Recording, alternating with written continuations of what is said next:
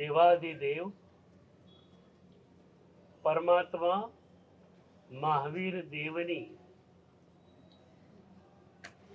12.5 વર્ષની સાધનાની આંતરકથા. એકવાર પ્રભુ વિહારમાં છે અને હળવો વરસાદ ચાલુ થયો. બાજુમાં એક યાત્રિક ભવન જેવું હતું. પ્રભુ ત્યાં પધારે છે.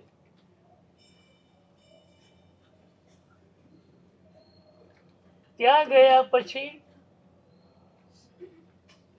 સીધા જ પ્રભુ ધ્યાનમાં ઉતરી જાય છે. સેંકડો લોકો ત્યાં છે. વાતો કરી રહ્યા છે, લોકો ગપ્પા મારી રહ્યા છે, પણ પ્રભુ ઇન્ટ્રોવર્ટ બની ગયા છે,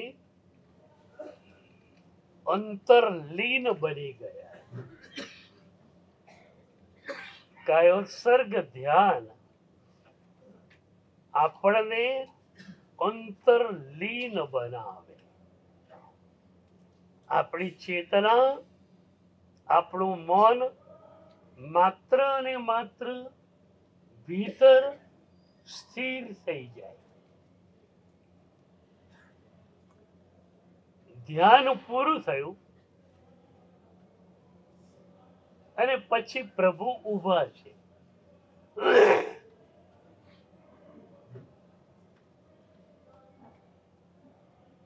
એ વખતે મજાની ઘટના ઘટે છે. ધ્યાનમાં પ્રભુ હતા ત્યારે તો અંતરલીન બની ગયેલા. ધ્યાન પૂરું થયું છે, પ્રભુ બહાર આવ્યા છે, બધું જુએ છે. પણ કેવી રીતે જુએ છે? ઉદાસીન ભાવ. કશું જ એમને સ્પર્શતું નથી. આ લોકો ગપ્પા મારી રહ્યા છે, કેટલો સમય બગાડી રહ્યા છે, કોઈ વિચાર પ્રભુને આવતો નથી. તો બહુ મજાનું સૂત્ર આવ્યું. ઘડીએ મિહો કહાય સમયમ્મી રણાય સુત્તે વિસોગે અદખો. લોકો વાતો કરી રહ્યા છે, લોકો હસી રહ્યા છે, પ્રભુ જુએ છે, માત્ર જુએ છે.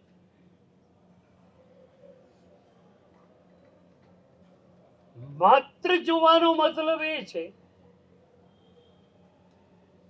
કે તમે જોઈ રહ્યા છો, પણ એમાં તમારો ગમો કે અણગમો ભળતા નથી. માત્ર જોવાનું, માત્ર કંઈક કરવાનું. આજનો મનોવૈજ્ઞાનિક કહે છે કે આજનો માણસ ફક્ત કશું જ કરતો નથી. એ એક ક્રિયા કરે ત્યારે બીજી ક્રિયા જોડે એની ચાલુ હોય છે. એ 10 વાગે ભોજન લેતો હોય છે અને મનમાં ઓફિસ સવાર થયેલી હોય છે. ઓફિસેથી સાંજે ઘરે આવે છે, પણ ઓફિસની ફાઇલ એ બંધ કરી શકતો નથી. અને એથી ઘરે આવ્યા પછી પણ ન બાળકો જોડે પ્રેમથી વાત કરી શકે છે, ન પત્ની પૂછે એનો સરખો ઉત્તર આપી શકે. ઘરે છે ત્યારે ઓફિસમાં મન છે, ઓફિસે ગયો છે ઘરનું મન છે.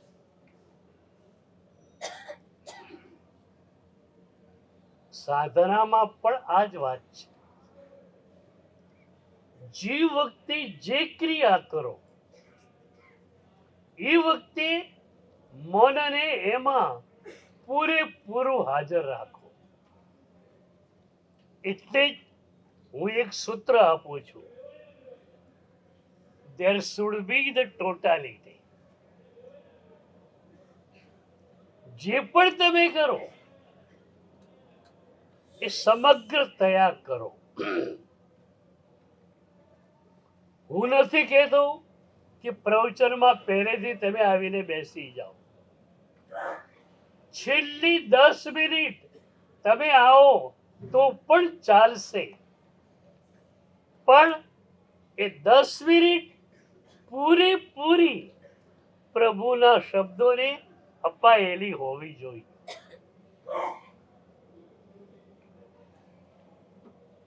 તો તમે લોકો કોઈ પણ કામ ફક્ત કરી શકતા નથી. એના માટે બિઝનેસ મેનેજમેન્ટમાં અને ઘણી બધી જગ્યાએ યોગનો પ્રવેશ થયો.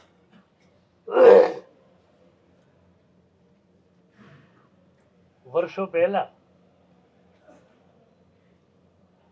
ગુરુદેવ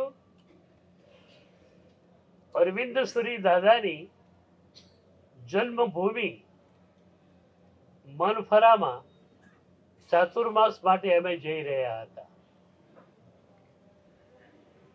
કટારિયા તીર્થે ગયેલા.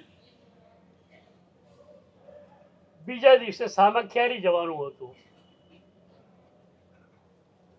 સામખિયારી ગામથી 1.5 કિલોમીટર દૂર હાઈવે પર એક ફેક્ટરી હતી પાલનપુર વાળા ભાઈની. એમને ખ્યાલ આવ્યો કે સાહેબજી સામખિયારી જ પધારે છે. દોડતા કટારિયા આવ્યા કે સાહેબ કાલ સવારે મારે ત્યાં પધારો, નૌકારશ્રીનો મને લાભ આપો. આમે સામાયો 9 વાગે છે એટલે આપ સમયસર પહોંચી શકશો.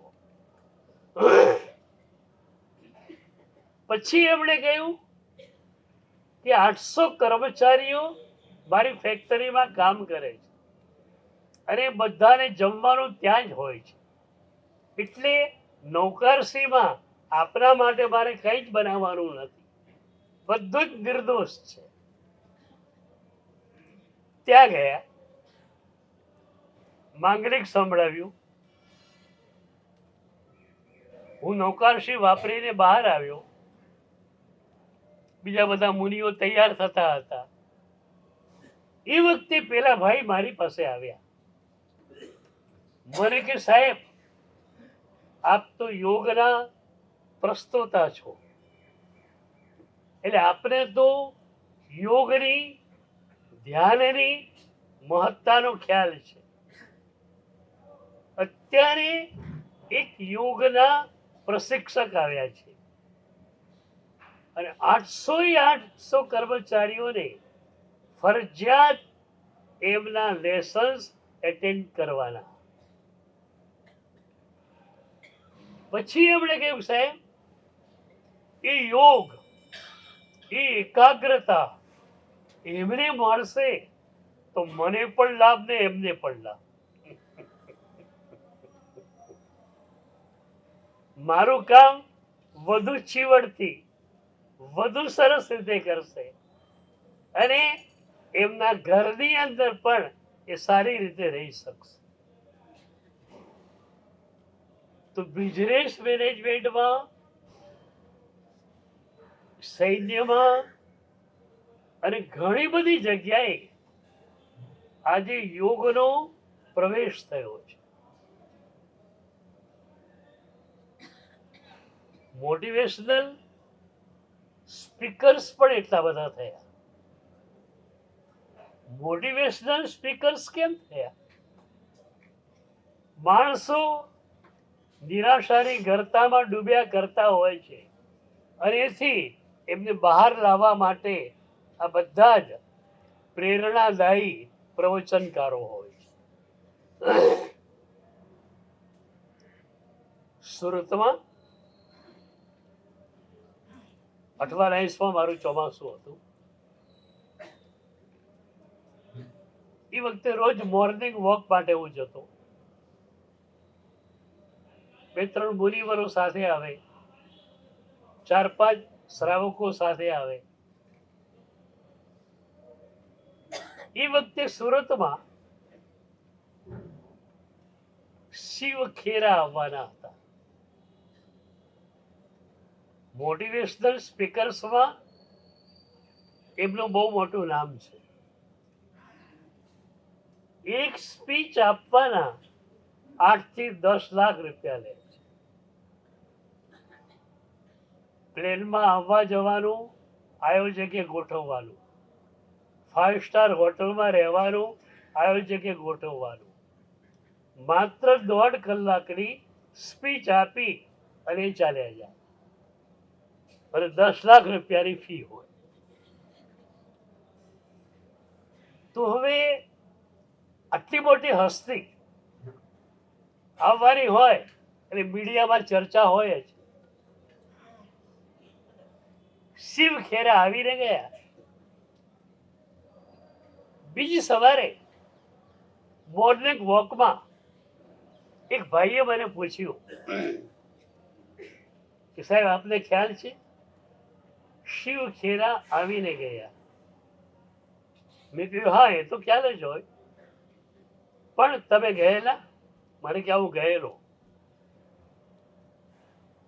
મેં કહ્યું કેવું પ્રવચન રહ્યું?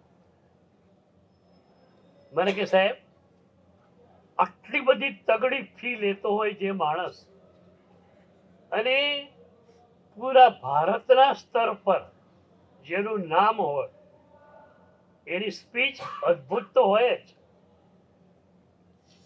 પણ પછી એ ભાઈએ કહ્યું કે આપણા જેવા પ્રવચનકારોને રોજ જે સાંભળતો હોય એને એમાં કઈ નવાઈ લાગી એવું નહોતું. એટલે અમે વગર ફીએ પ્રવચન આપી દીધું.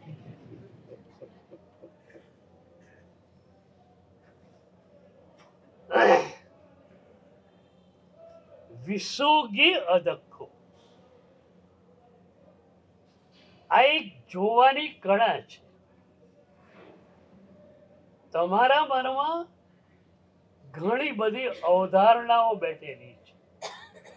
આ આમ જ જોઈએ, આ આમ જ જોઈએ, દીકરાએ આમ જ કરવું જોઈએ, પત્નીએ આમ જ કરવું જોઈએ. આ તમારી બધી અવધારણાઓ છે. એ અવધારણા પ્રમાણે કોઈ ન ચાલે એટલે તમને ગુસ્સો આવે છે. પણ તમે એવું પણ વિચારી શકો કે જેમ મારી અવધારણા છે એમ એની પણ હોઈ શકે. હું જ કઈ બોસ છું એવું નથી. એની પણ અવધારણા હોય અને એના માટે હું એક બહુ સરસ પ્રેક્ટિકલ એપ્રોચ બતાવું છું. મહાનગરોમાં સવારે તો તમારે ભાગમ ભાગ હોય છે, રાત્રે બધાઓ. રાત્રે એક ટાઈમ નક્કી રાખો, 9, 9:15, 9:30, કોઈ પણ. ઘર દેરાસર છે તો પ્રભુનું ચૈત્ય વંદનની આરતી કરો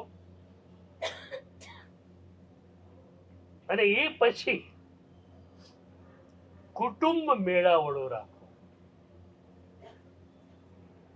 તમે બીજાના મનને સમજવાની કોશિશ કરો. આમ પણ આ યુગમાં તમે એમ માનો કે મારો અભિપ્રાય બધા ઉપર ઠોકી બેસાડું તો એ શક્ય નથી. એનો અભિપ્રાય તમે જાણો. દીકરાની શું ઈચ્છા છે બાપ પ્રત્યેની, પત્નીની પતિ પ્રત્યેની શું ઈચ્છા છે. નિર્બંધ વાર્તાલાપ કોઈ પુસ્તકમાંથી વાંચી શકાય સારું, કોઈને કોઈ સવાલ હોય તો પૂછી શકે, અને એ રીતે બધાના મન હળવા રહે. વિસુગી અદક્કો જુઓ પણ ઉદાસીન દૃષ્ટિ. પરમ પાવન 10 વૈજ્ઞાનિક સૂત્રમાં એક મુનિ, એક સાધ્વી ઉદાસીન દૃષ્ટિએ કઈ રીતે રહે છે એનું મજાનું ચિત્ર આપ્યું છે. બહુ સુણેહિવ કન્નેહિવ બહુ સુણે પશ્ચિમ પિચ્છૈ ણય દુઠ્ઠમ સુયમ સવ્વમ સાહુ અખાઉ મરી ગઈ. આંખ ખુલ્લી છે તો આંખમાં કોઈ રૂપના પ્રતિબિંબો પડી ગયા. તમને ખ્યાલ છે, કોઈ પણ દૃશ્ય દેખીને તમે રાગ કે દ્વેષ કરો એમાં આંખ ગુનેગાર નથી, તમે ગુનેગાર છો. આંખ તો માત્ર કેમેરાના લેન્સ જેવી છે. લેન્સ ખુલ્લો હોય, અંદર પ્રતિબિંબ પડે, પણ એ પ્રતિબિંબ પડ્યું એ સારું કે ખોટું એ નક્કી તમે કરો છો. તમારું મન નક્કી કરે છે. એટલે ગુનેગાર તમે છો. સાધુ માટે કેટલી સરસ વાત કરી. આંખ ખુલ્લી છે, કંઈક દેખાઈ જશે. કાન ખુલ્લા છે, કંઈક સંભળાઈ જશે. પછી અદ્ભુત વાત કરી. ણય દિઠ્ઠમ સુયમ સવ્વમ સાહુ અખાઉ મરી ગઈ. તમે શું અર્થ કરો? જે જોયું કે જે જોવાઈ ગયું, જે સંભળાઈ ગયું એને સાધુ બીજાને કહેતો નથી. હવે તો કોઈ પણ સજ્જન પણ ન કહે. કોઈની વાત સાંભળી હોય તો ઢંઢેરો લઈને પીટે નહીં. તો એમાં શું તમે નવાઈ કરી?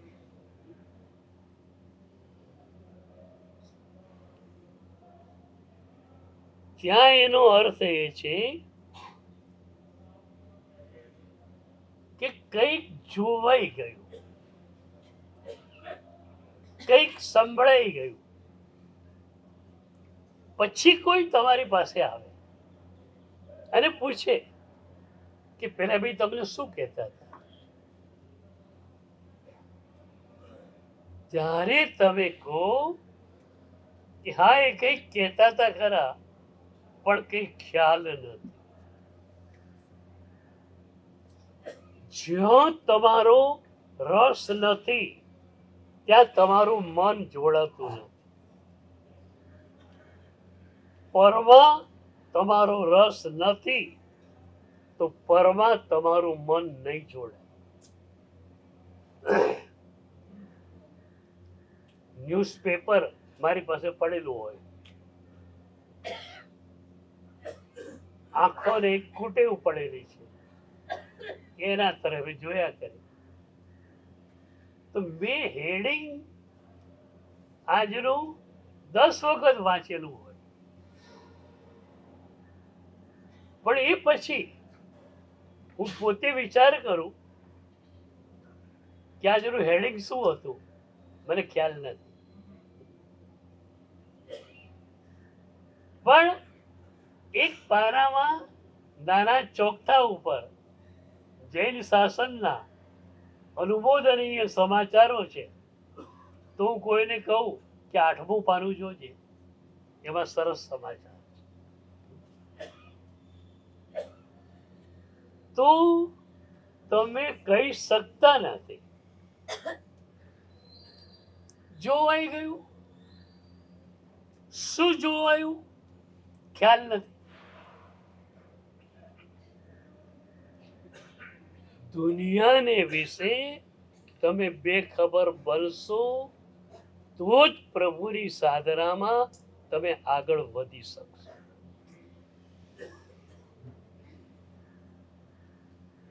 તો કેટલી મજા આવે, કઈ અંદર ગયું જ નથી. એક સવાલ તમને પૂછું, મ્યુનિસિપાલિટીની કચરાની મોબાઈલ વાન તો જોયેલી જ છે. એ મોબાઈલ વાનમાં સૂકો કચરો, ભીનો કચરો લોકો રાખે.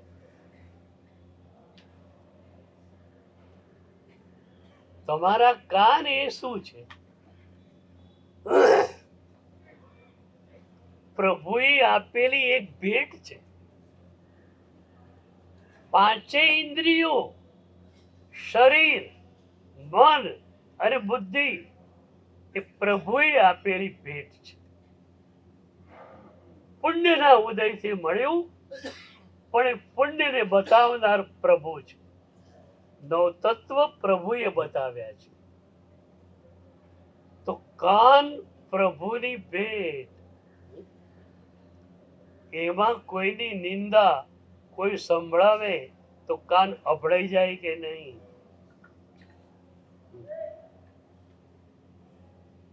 તમે કીધું પ્લીઝ નહીં. કોઈની પણ અનુમોદનાની વાત હોય તો કહો. કોઈની પણ નિંદાની વાત મારે સાંભળવાની નથી.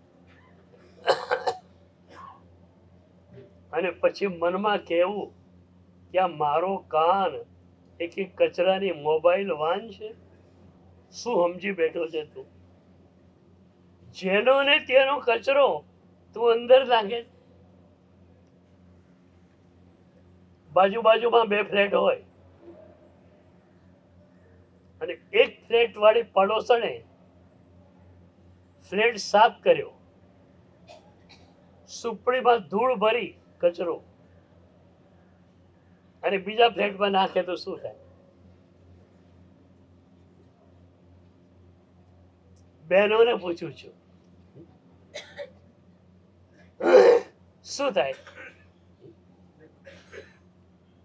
તારા ઘરનો કચરો મારા ઘરમાં નાખવા આવે છે. આ બરોબર યાદ રહેશે. હવે કોઈની નિંદાની વાત કરવા આવે ને, ભાઈ આ કચરો મારા કાનમાં નહીં નાખ. મારા કાન પ્રભુની વાતો સાંભળવા માટે છે, નિંદા સાંભળવા માટે નથી.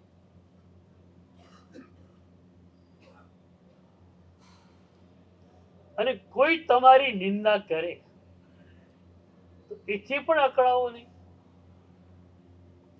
તમે કાનો કાન કદાચ સાંભળ્યું કે તમારા માટે ખરાબ બોલે છે, તો પણ પ્રભુનું શ્રાવક પ્રેમથી એને એન્જોય કરી શકે છે. એક ફિલોસોફર ને એના એક મિત્રે કહ્યું કે ફલાણા ભાઈ તમારી ગેરહાજરીમાં તમારી બહુ જ નિંદા કરતા હતા. ફિલોસોફર ખરેખર ફિલોસોફર હતો, મસ્ત મનનો. એને જવાબ આપ્યો કે મારી ગેરહાજરીમાં મારી નિંદા કરે છે ને. અરે મારી ગેરહાજરીમાં મને મારી નાખે તો શું ફરક પડે?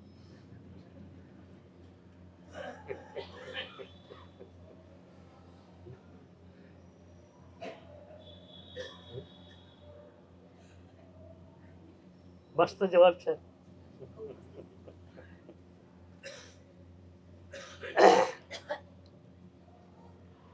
ગુરુજીએ આજના યુગના યોગાચાર્ય એકવાર એમને કહેવામાં આવ્યું કે મિસ્ટર વાય તમારી બહુ જ નિંદા કરે છે. ગુરુજી એકદમ હસતા હસતા કહે છે, અચ્છા એ કરતો હશે પણ મેં સાંભળ્યું નથી. પણ તમારે લિજ્જત ભરી મારી નિંદા સાંભળવી હોય તો મિસ્ટર એક્સ પાસે જવા. શું છોલે છે મારી,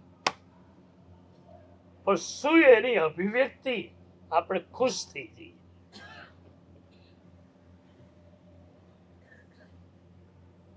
ગુરુજી એમ કહે છે, એકવાર હું કોફી હાઉસમાં ગયેલો, ખાલી ચિંતન કરવા માટે, એકાંતમાં બેસવા માટે. એક અંધારા ખૂણામાં જઈને બેઠેલો. ત્યાં મિસ્ટર એક્સ અને એમના મિત્રો આવ્યા. એ લોકો 1.5 કલાક સુધી કોફી પીતા રહ્યા અને મારી છોલતા રહ્યા. પણ મિસ્ટર એક્સ જે કુશળતાથી મારી નિંદા કરતા હતા ને, એનાથી હું પોતે પ્રભાવિત થઈ કે વાહ, અદ્ભુત.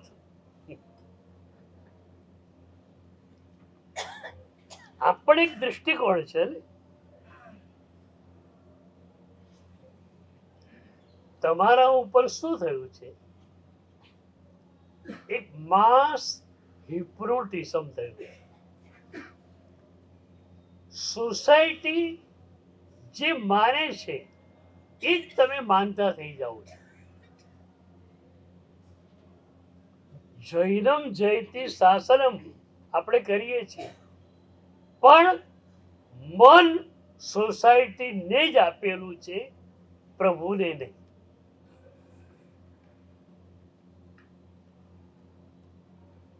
તો સોસાયટીને અપાયેલું મન તમને પીડા આપશે. પેલા એ મારી નિંદા કરી, પેલા એ આમ કર્યું. તમારી હાલત કેવી થાય ખબર? ટેલરને ત્યાં 15 ધક્કા ખાઈ અને સૂટ બનાવડાવ્યો. સરસ પ્રસંગ હતો અને સૂટ ચડાવ્યો. તમે તો માનો છો વાહ, આપણો વટ પડી જવાનો. નીકળ્યા બહાર, પેલો મિત્ર મળ્યો. આ ગગ્ગા જેવું શું પહેરીને આવ્યો છે? સારા કઈ ઢંગ ધડો કઈ નથી આમાં. તોય થોડી હિંમત રાખી કે ના કઈ. હવે તો એક જણાએ કીધું ને. બીજો મળ્યો, બીજાએ પણ એ જ કીધું. ત્રીજો મળ્યો, ત્રીજાએ પણ એ કીધું. પછી ચોથાને સાંભળવાની રાહ નહીં જોવાની, ઘરે જઈ સૂટ બદલી નાખવા. તમારું જીવન લોકોના ઈશારે ચાલે છે. અને આ સૂત્ર કહે છે કે પ્રભુ જે રીતે જીવ્યા એ તો એક અદ્ભુત ઘટના હતી. અને એ તો આપણે માત્ર સાંભળી જ શકીએ, પણ એમાંથી એક નાનકડો દૃષ્ટિકોણ પણ જો આપણે આપણા જીવનમાં ઉતારીએ તો વિસોગે અદખ્ખું. યાદ રહી ગયું? આમ તો આંખ ખુલ્લી રાખવી એવું પણ કઈ કહ્યું નથી. જરૂરત ના હોય તો આંખો બંધ રાખવાની, પણ આંખો ખુલે અને કંઈક જોવાય તો પણ ત્યાં ઉદાસીન દશા ભળેલી. તીર્થંકર પરમાત્મા જન્મથી છઠ્ઠી દૃષ્ટિમાં હોય છે. પાંચમી દૃષ્ટિએ સમ્યક દર્શન મળે અને છઠ્ઠીમાં ઉદાસીન દશા મળે. અને અત્યારના ક્રમ પ્રમાણે પાંચમી દૃષ્ટિએ સમ્યક દર્શન અને પાંચમું છઠ્ઠું બે ગુણઠાણું છઠ્ઠી દૃષ્ટિમાં આવી જાય. તો પ્રભુ જન્મથી છઠ્ઠી દૃષ્ટિમાં હતા, કારણ ઉદાસીન દશા હતી. કોઈએ કંઈક કર્યું તો કર્યું, કોઈએ પથ્થર માર્યા તો એનો વિષય છે, મારો વિષય નથી. મારે તો માત્ર જોવાનું છે. એ ખરાબ છે એવું મારે માનવાની જરૂર ક્યાં છે? કોઈ ગાળો ચોપડાવી તો એનો વિષય છે, તમારો વિષય છે. સંભળાઈ ગયું, બીજા કાંધી નાખી દીધું. અત્યારે તકલીફ તમારી શું છે? પ્રવચનના શબ્દો યાદ ન રહે, પણ કોઈએ જો એક શબ્દ પણ ખરાબ કયો હોય તો એ દિવસો સુધી યાદ આવે. શ્રાવિકા ઘરે હોય, વ્યાખ્યાનમાં આવી શક્યા ના હોય અને પૂછે, આજે મારા સાહેબે શું કીધું? અરે બહુ સરસ કીધું તું. અરે એ તો બહુ સરસ જ હોય, મારા સાહેબ બોલે, પણ શું કહ્યું તું? એટલે પેલા બે માથું ખંજવાળે. હવે એ તો મારા સાહેબ જાણે.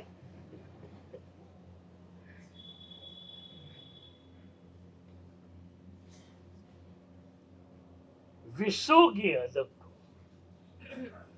માત્ર જોવાનું. આજ વર્તમાન યોગ.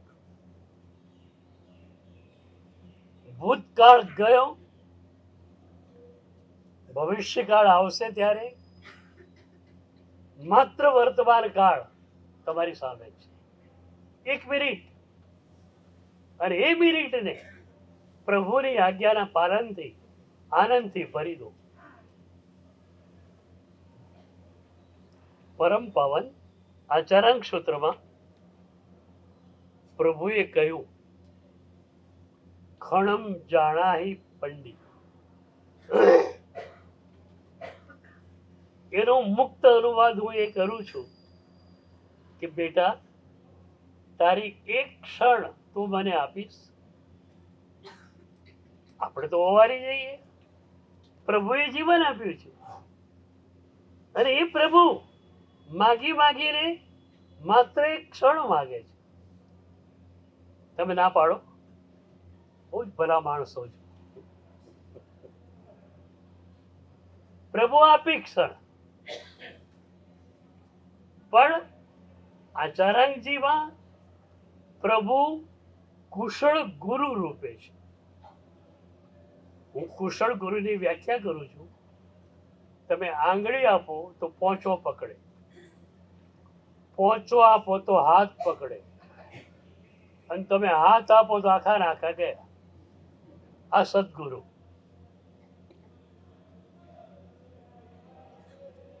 સદગુરુ પાસે એક સંમોહન છે. અમારા ચહેરા પર સ્મિત છે, અંદરથી આવેલું, પણ એ સ્મિત તમારી તરફ સદગુરુના સંમોહનમાં ફેરવાય અને તમે સદગુરુની નજીક આવો છો. સદગુરુ તમને પ્રભુ સાથે જોડી આપે છે. કોઈ સદગુરુ તમને આંગળીએ વળગાડીને રાખવા ઈચ્છતા નથી. સદગુરુની ઈચ્છા એક જ છે, તમને પ્રભુ સાથે જોડી દેવા. તો તમે સદગુરુની નજીક આવ્યા, સદગુરુ તમને પ્રભુ સાથે જોડી આપે. આ જીવન તો જ સાર્થક છે જો પ્રભુ સાથે જોડાય, જો સદગુરુ સાથે જોડાય. તમે કોની જોડે, કોની જોડે? ગુરુ અને શિષ્ય જંગલમાં જતા હતા. સાંજનો સમય થયો. ગુરુ માટે નિત્યક્રમ હતો. જે સમયે જે પ્રાર્થના કરવાની હોય એ કરવાની છે. ગુરુ બેસી ગયા પ્રાર્થના કરવા. બેઠા એટલે અંદર ખોવાઈ ગયા. શિષ્ય બાજુમાં બેઠો, પણ એની પ્રાર્થના તમારા જેવી હતી. અને તમારા જેવી હતી એટલે શું થયું કે એક વાઘની ડળક સંભળાઈ. જંગલનો મામલો હતો. અને એ પછી એમ લાગ્યું કે ધીરે ધીરે એ વાઘ આવી રહ્યો છે નજીક. શિષ્ય કે માર્યા ઠાર. એને ગુરુના કાનમાં કીધું, બાપજી પ્રાર્થના પછી એ થશે, ઝાડ ઉપર આપણે ચડી જઈએ. પણ સાંભળે કોણ? ગુરુ ભીતર ડૂબેલા હતા. આવી થોડી ક્ષણો તમને મળે ને ભીતર ઉતરવાની.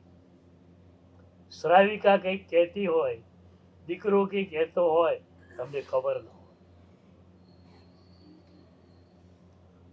અને એથી પણ વધુ ઘરે પ્રતિકૂળ સંયોગો હોય કદાચ, તો જ્યાં બોલવાનું ચાલુ થાય ત્યાં અંદર જવાનું ચાલુ થઈ જાય. આપણે કોણ?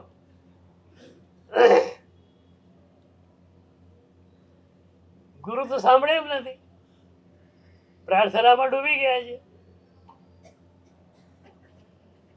શિષ્ય ઉપર ચડી ગયો ઝાડ ઉપર. 10 જ મિનિટમાં, હજુ તો અંધારું થયું પણ નથી, વાઘ આવ્યો. ગુરુના શરીર પાસે આવ્યો. પણ ગુરુના શરીરમાંથી મૈત્રી ભાવના આંદોલનો નીકળતા અને એનો સ્પર્શ વાઘને પણ થયો. એ જતો રહ્યો. શિષ્ય સમજો કે મામલો સેફ છે, નીચે ઉતરી ગયો. ગુરુની પ્રાર્થના પૂરી થઈ. હવે ત્યાં જ સુવાનું હતું.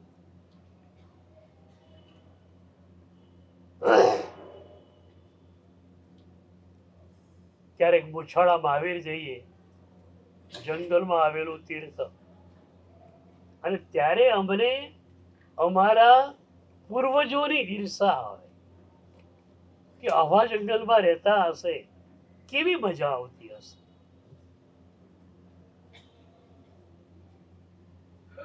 તો ગુરુ અને શિષ્ય સુવાની તૈયારી કરે છે, પણ ત્યાં પાણીના ખાબોચિયા ભરાયેલા એટલે મચ્છર બહુ હતા. મચ્છર કરડવા લાગ્યા. તો ગુરુ કે છે શિષ્યને કે અહીં તો મચ્છર બહુ છે, કરડે છે. શિષ્ય વાસ્તવિક શિષ્ય નહોતો, ખાલી એમ જ બની ગયેલો હતો. ગુરુની ઉદારતા તમને લાગે? એકમાત્ર ગુરુની ઉદારતાથી ઘણા બધા અહીંયા આવી ગયા. પણ આવ્યા પછી હવે હું જ કહી જાઉં તો શિષ્ય ગુરુને કહે છે કે ગુરુદેવ, તમે વાઘથી ગભરાણા નહીં, અરે મચ્છરથી ગભરાવો છો. ત્યારે ગુરુ કહે છે વાઘથી નહીં ગભરાયો, કારણ એ વખતે હું પ્રભુ સાથે હતો. અને મચ્છરથી ગભરાવું છું કારણ કે અત્યારે તારી જોડે છું. તમે કોની જોડે છો?